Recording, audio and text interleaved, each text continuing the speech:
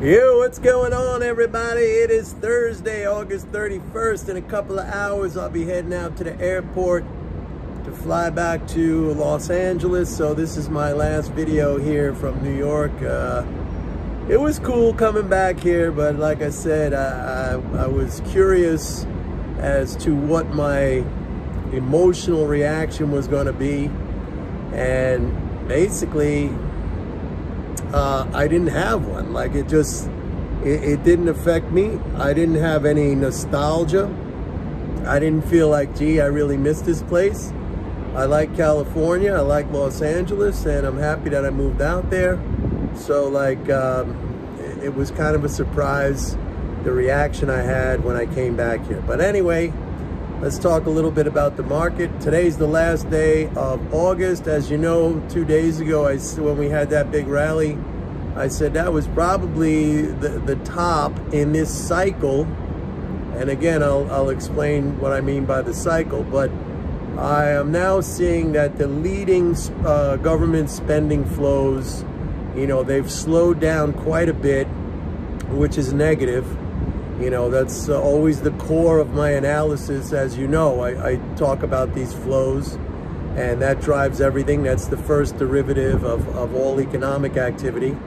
So the leading flows, that's, you know, the daily spending by the government, it has slowed down. Now, this is a seasonal thing. We're gonna get a big inflow tomorrow, because tomorrow is the first of the month, so that's gonna include all these payments like, you know, Medicare, Medicaid, military pay, veterans benefits, disability. That's like a 90 or $100 billion leading flow day. But it's not going to be enough, because the daily flows, I'm not talking about the first of the month stuff, that's always big, but the daily flows have come down significantly, I would say. I just sent out a chart with some numbers to my subscribers. I'm not going to put those numbers up here. If you want to find out what that looks like, then, you know, go to my website, pitbulleconomics.com, sign up for a 30-day free trial of MMT Trader. But I am saying that these leading flows have slowed down considerably, and, you know, that's just bearish for risk assets. That includes stocks, it includes commodities, including oil, which oil has had a good week. Gold, includes gold as well, includes Bitcoin as well. So you start to pull out those leading flows, you start to slow them down, and you don't have enough, you know, that's like the I talk about that, or I've used the analogy of kinetic energy, force. You don't have enough force, enough kinetic energy to keep those assets prices elevated. And conversely, it's bullish for the dollar, right? You're not injecting as much dollars, and it's probably bullish for treasuries. All right, and we've seen this rally now in treasuries. Yields, I don't know, they came down to like just above 4%, and they've been falling. And that, again, to me is an indication that these flows, you know, that's a symptom or a sign of the slowdown in these flows. Anyway, so we had a down day today in the Dow and the S&P. I think NASDAQ ended up, you know, slightly up. I said yesterday I was going to call that as a minor victory, because we were up much higher, and then basically we closed, you know, with some really modest gains. So today we had a down day, and I suspect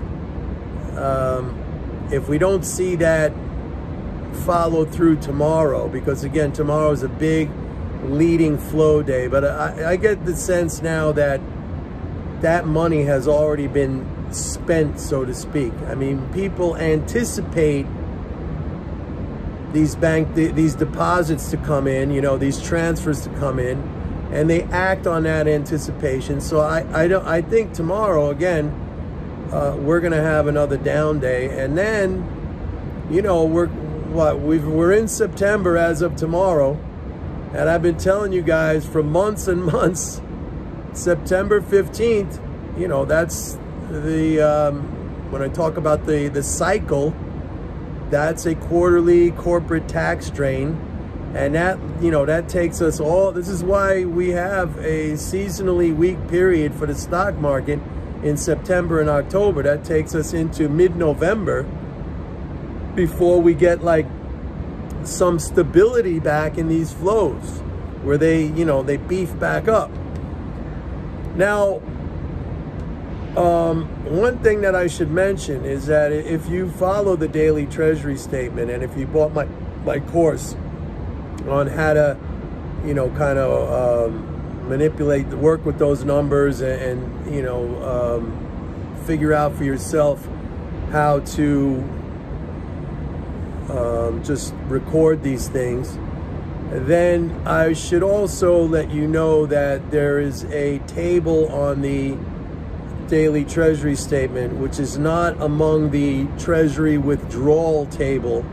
Okay, these are the, when they list the issues of bonds and notes and the discount on T-bills and new issues. Now that's effectively like a spending flow, and it's very, very significant. So while my daily numbers on the leading flows has come down, that reflects the information or the data from the withdrawal side, treasury withdrawals on the daily treasury statement. We're still in a very, you know, let's step back again, big picture. We're still in a very positive macro environment. But these cycles, like I've been saying to you guys, they're very predictable. You can, you know, you can kind of short-term trade them, which again, I don't like to get too deep into this because I don't want you thinking in that way.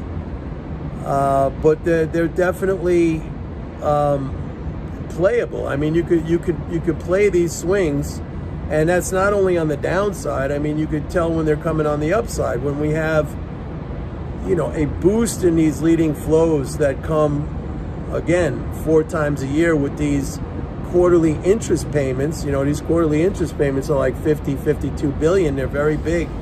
And we know when these flows are going to ramp up and when they're going to peak out.